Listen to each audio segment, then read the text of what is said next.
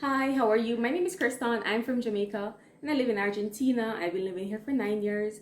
I live in the city of Rosario, and I just decided to do this video to share my first year living in Argentina. It's a crazy story. It has been a crazy experience, but I just believe that it's something that I want to share so that others can maybe relate to my experience and maybe it'll give someone some encouragement. And yeah, my blouse is wet. That's why it's like that. No worries. Okay, so I just wanted to give a brief intro of why I came to Argentina. I came here to study. To be honest, when I initially decided to come here, it wasn't necessarily a hard decision because I really wanted to have an experience of living outside of Jamaica, and I also wanted to live in a Spanish speaking country. So it wasn't that bad. But after being here for such a long time, I don't get to go home as often as I would like to. It gets hard sometimes, and I'll say that you move from being a citizen of one country to a foreigner in another country, and you'll always be seen as a foreigner or an immigrant. So it's not easy living with that battle constantly, and also because your features are completely different from the features of the persons who are characteristic to that country. You will always stand out, and people will always be asking you questions. It's like sometimes it gets hard or it gets too much. Still, I'm not sure about many things, and sometimes I wonder, is this the place for me? Should I continue to be here? And it's like it's a constant battle. But what I say, I don't regret coming to Argentina because I've learned so much. I've been broken many times. Many times, I just felt like felt just hopeless, helpless. But there's always like a ray of hope just coming through and just continues to encourage me to keep on going because I'm growing. So if after leaving Argentina, one of the things that I'll leave with is growth, then I would be grateful. So yes, just come on along. I'll start with the process of preparing in Jamaica to get in here and my experiences coming to this country, new language, different people, so far away from home. Okay, so as I mentioned before, I came to Argentina to study. So I had a friend who was living here. She told me about the country. I was interested, and I just felt like at that point Argentina was my escape. It was the solution to my problem. So I started to do the processing, and I was like, yeah, I'm going to Argentina, excited. I never really told anyone. No one really knew that I was coming here. Only the persons that were directly involved in the process knew. So I packed up my things and Sunday came. It was time to leave. Oh my gosh, that Sunday was it was a Sunday because sometimes in life you think you know what you want, but then when you get what you think you want, you start to question if that was what you really wanted. That was what happened to me. I started to question. I started to really feel scared, like, oh my gosh, I'm going away for so long. I don't know when I'm coming back. I don't know what the experience will be like. It was my first time traveling outside of Jamaica. It's the first time taking a plane. I was going to a Spanish speaking country and I knew very little Spanish, so I had many doubts. But I decided I was going to come anyways because I wanted something new in my life. I wanted to grow. I wanted to take a big risk and to see what the experience would be like. So it's like I'm just tired of this. I need to do something big to just get away. And that's why I decided to board the plane and come to Argentina. Now, everything went well. I got to Panama. Now I'll share my experiences of when I got to Panama. Something great happened. Don't go anywhere.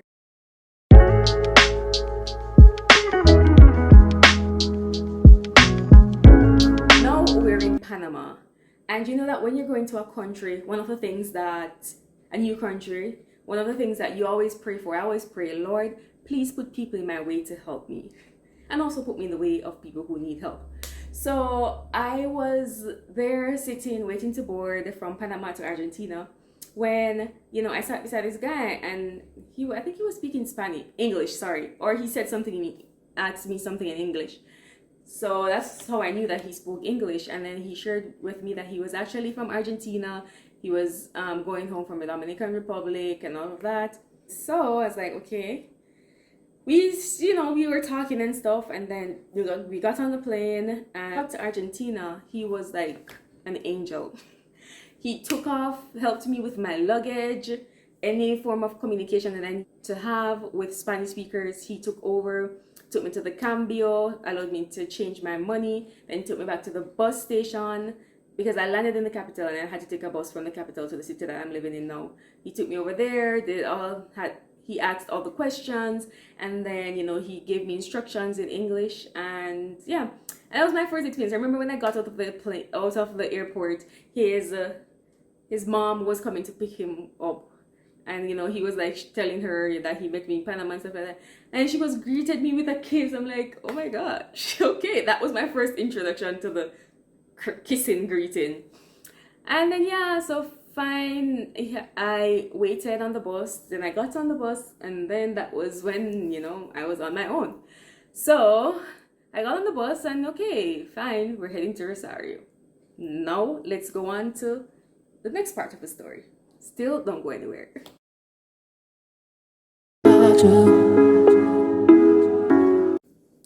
Now we're on the bus, and first of all, my first impressions of Argentina were like, ooh, this place, I thought it was nicer. I was just, you know, you're on the, what they call the ruta, the highway, and it just looked normal. And then I think they had to stop by San Nicolas to drop off some people or to pick them up. And the place just looked, it didn't look nice to me at all. And obviously Jamaica, all of Jamaica is not nice and wow and beautiful, but you know, when you leave Jamaica and you go to certain countries, you expect it to be wow. And it was my first time traveling, so it didn't look very, you know, impressive to me. But then eventually when we got into Rosario, it started to look much better, and I started to be like, nice, this place is pretty nice. So while on the bus, there was this guy that was sitting, you know, we were both sitting on the aisle, in the aisle seat. So he was like, oh, where are you from? Where are you going and stuff? So I told him with the little Spanish that I knew, of course. And then he was like, oh, there are a lot of people from Haiti. So I'm like, Haiti? I don't know that country. He's like, yeah, Haiti in the Caribbean. I'm like, Caribbean, Haiti? I think I know all the Caribbean countries. And he was like, and I don't remember what he eventually said that led me to pick up that it was Haiti. Or maybe I didn't even pick it up. I don't remember. But he was actually talking about Haiti. So that really just confused me. Like, oh my gosh. Oh my gosh. So then, fine, that passed. Then I realized that we were driving for a while. I'm like, okay, I don't know Spanish. I don't know where to come off. Blah, blah, blah. We entered somewhere that looked like a city. So I was like, oh, maybe this is where I need to come off. So I went up to the driver and I had a paper with like a list of questions in Spanish and English, you know, that I would probably need to translate. So I showed him the address. And since like with the little Spanish that I knew, maybe quiero ir acá, maybe that's what I said. And he started, he was like blah blah blah blah blah blah blah blah blah blah. I understood nothing, so I was like, okay. I went back to my seat. I'm like, Lord, you're gonna have to work this out for me. So fine, we are getting deeper into the city, and then I realized that like he kind of indicated to me, and he was just saying something, and I still understood nothing. So then I think when he realized that I didn't understand, he was like, you know, okay, fine, I'll just whatever, do what I have to do. So when we got to the particular place, he stopped the bus and that indicated to me to get off. So I got off and I was like, what do I do now? Because the address that I had, the street wasn't necessarily there. So when I got off the bus with my luggage, and at that time I had like 2 big suitcases I carry on, I had a knapsack, and then I had another big bag because I brought everything. So then when I got off, I just stopped this random guy and I was, you know, showing him the address and stuff. And he was also explaining something to me and I didn't understand. So then he was like indicated to me and he took one of my suitcases and actually brought me over. I'm like, such a gentleman, another angel. And he rang the doorbell. My friend came down and she picked up my stuff. And I'm thinking like, imagine if it were someone who, you know, was dishonest. He could have easily robbed my stuff because I understood nothing and all of that. But thankfully, I was placed in the hands of good people. Now I'm going to share with you the story continues. I expected for this video to be so long, but of course, as usual, especially when I'm speaking in English, it's my native language. It's so easy for me to just psh. Okay, so I'm in Argentina now. I'm with a friend. Well, at that time, she was a friend of my friend. My friend who told me about Argentina, she was not in Argentina, she was in Jamaica. So my friend that I'm talking about now, she's actually she's from Haiti, so she spoke French. So imagine she speaks French, I speak English. She spoke French and Spanish, and I only spoke English at that time. So we had to be using Google Translate to communicate, but eventually it worked out. We went to the city, and then when I got to the city, I was like, wow, the center of Rosario is like, wow, this is really nice. Anyways, in the night, I went to the monument, the flag monument with some friends, and that really just, it was just cool. It was an open space, and that moment I think I started to get some clarity. I got to Argentina the 30th of December. So the following night eve would be Christmas Eve. No, would be New Year's Eve. So in Argentina, from half day Christmas Eve, like places start to close down, people gather with their families, blah blah blah, have dinner. So because we didn't have family, someone told us that a Haitian was gonna have a get together. So we decided, okay, we're gonna go over to the get together. So we started walking, but it was late, and there were no taxis, nothing. So we had to walk, and the streets were clean, empty, and it was dark. I was so scared because I was coming from a dangerous community, and I didn't know how safe or how dangerous Argentina was. So I was scared. And while we were walking, like, this guy was trying to use his GPS, and he constantly was being lost. I think at one point we ended up at a prison. We're like, no, this is not the way. We had to go the other way. And midnight caught us in the streets. And you know, when it's midnight, it's fireworks. It's like you hear blah, blah, blah, blah, blah, blah, blah. And I was scared because in Jamaica, in my community, for New Year's Eve, they don't do fireworks. They do, what they do. So I was wondering, was it that? I was so scared. And to be out in the middle of the street while that is happening, it was scary.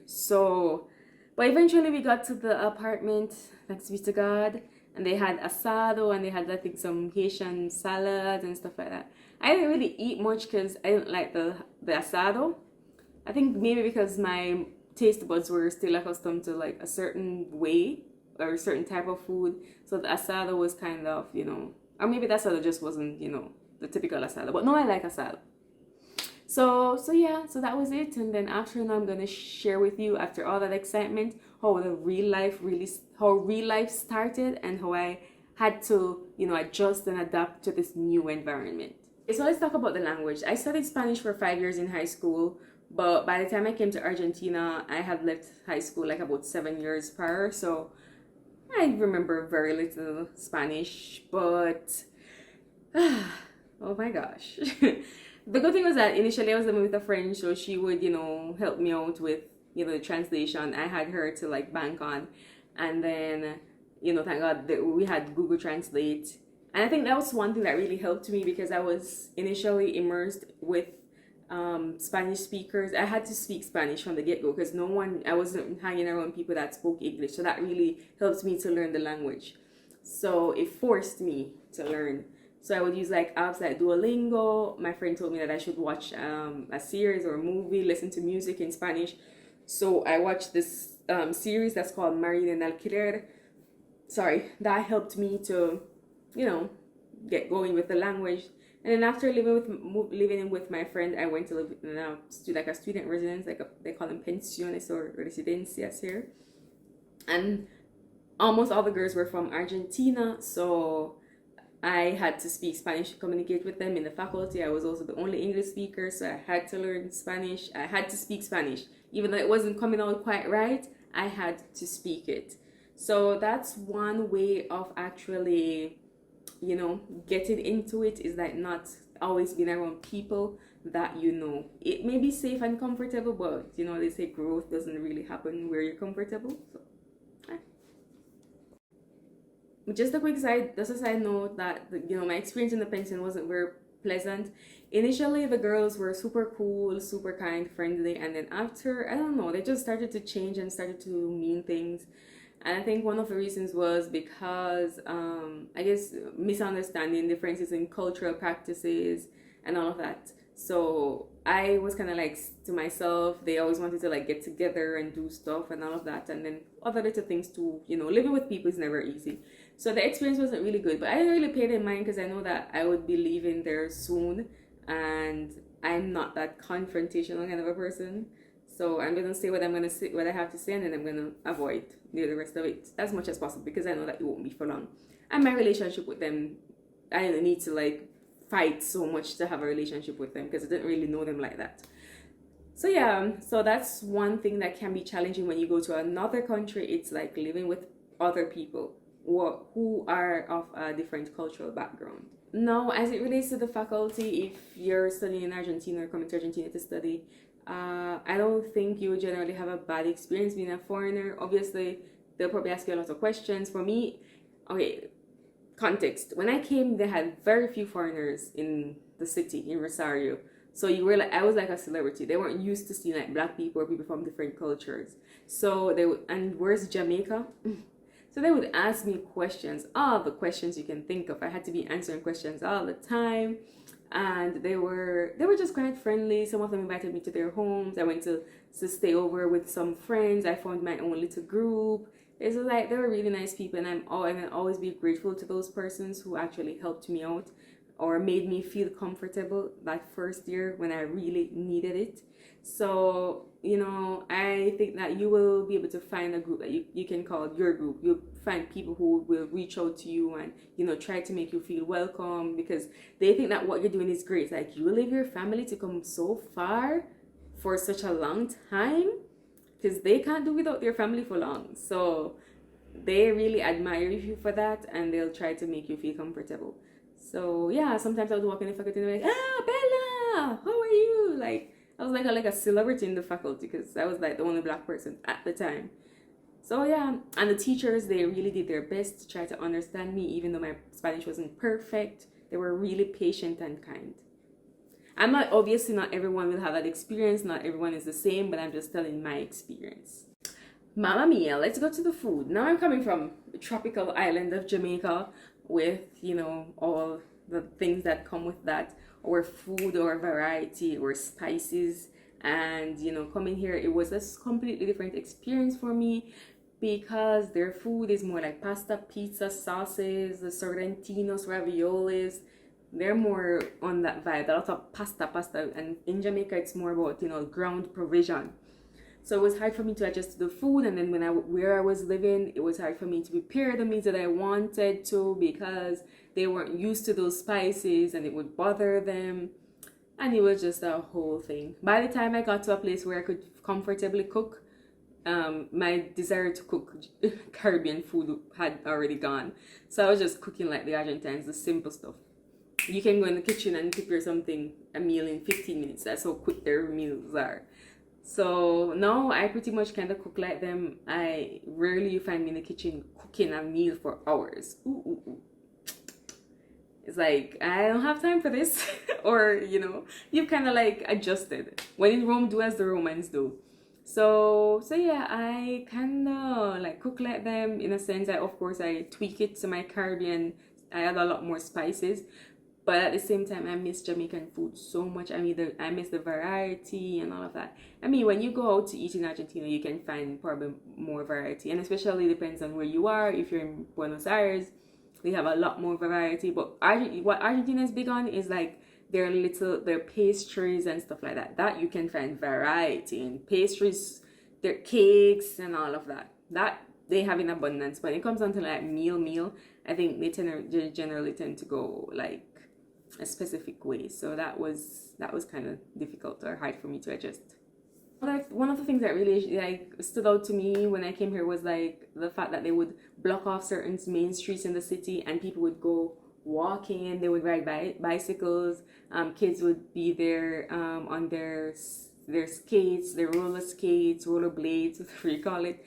And then after that, they would like probably go somewhere and have brunch. Like, it's very common. Like, I really liked that. Like, it's just, Sunday mornings are just for you to just relax and just to chill. And that's cool. And also like the restaurant culture, like there were just restaurants everywhere and they were just always full. And I'm like, these people eat out so much. In Jamaica, you don't really eat out that much. We don't have that many restaurants. We have cook shops and people buy from those if they, if they're working. But like if you're at home, like you will probably just, cook something. But no, they could be at home and they'll leave and go to a restaurant to eat. Even just to have coffee and like a little pastry. Even if they have the things at home, they'll just like go in to the place to get it. It's like the experience. Now, as it relates to church, the church experience was quite unique. First of all, their dress code was what really stood out to me, because in Jamaica, it's skirts, dresses for church. In Argentina, they wear pants, and they will like wear spaghetti strap stuff. You have to be covered that much. In Jamaica, you always have to be covering because you can't show anything. So it's like that was a different, unique thing for me. And also the fact that church ended at 12 o'clock on the dot. In Jamaica, church doesn't have like a specific time. Can end anywhere between. They can go from all. Generally, church lasts longer in Jamaica, so probably it goes up until about 1:30, sometimes even 2. Here, 12 o'clock on the dot. Over, go home. And then they don't really have. Well, it depends. Mostly young people go back in the evenings, but the older folks, not so much. In Jamaica, more young people go back because it's in AY, but we have like Bible class. In Argentina, we don't have Bible class. So just little things here and there that are quite unique, different. And also their style of worship, they're a lot more calm. And in Jamaica, it's more. So it took something for me to transition from that energy to something that's calmer. And now I actually prefer how it's done in Argentina. Like, it's hard for me to listen to like preaching from Jamaica where they're just shouting and stuff. Not to say that it's bad, but it's just that I just don't prefer it anymore. How Argentine birthdays, that's one thing that has changed for me. Like, before in Jamaica, when it was my birthday, I would usually just like, people would say happy birthday. I'm like, oh, thank you. And then that was it. We move on. But here in Argentina, it's like you have to commemorate your birthday, even if it's with just a cake, something. You just have to do something to just mark the day. And I think that's really good because, it's a special day. It's to celebrate a day that you actually grace this earth with your presence and continue to give thanks for life, to celebrate life. But at the same time, I never really saw it as being that big of a deal before, but here it's like, oh, you have to do something. So I started to get involved in it, and I started to do stuff for my birthday. Now I'm just over it. I'm like, oh, it's my birthday, I don't want to do anything. But people are like, no, you have to do something.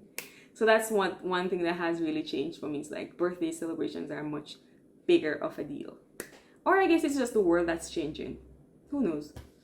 Now, as I adjusted to life, eventually things would come to a close with Christmas.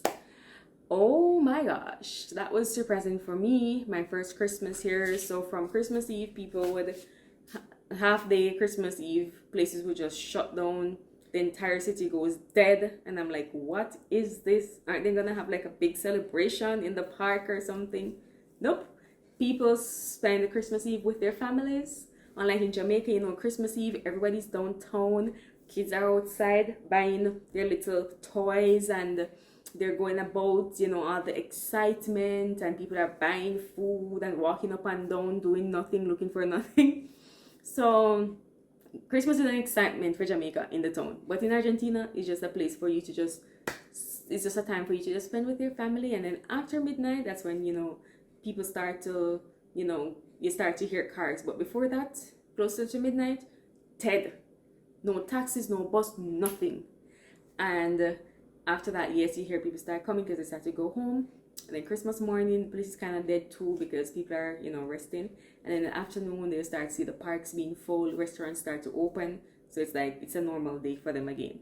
In Jamaica, Christmas Day, that's when you spend the time with your family. So most times you go up to the country and you have big cooking and they play music, everybody eat, and then in the night they go home. It's quite the opposite here. Okay guys, I spoke way too much, but I hope that you were able to relate somewhat to what I just shared about living in Argentina. It was an interesting year, a year that I decided to take a big risk, and it ended up being rewarding because I really put in the efforts despite the challenges that I faced, and there were many, but I fought through, and I'm still here 9 years later. Sometimes I wonder why I'm still here, but I'm still trying to make the best of the opportunity and to see how we can move forward. So thank you so much for coming, and I do hope to see you in the next video. Bye.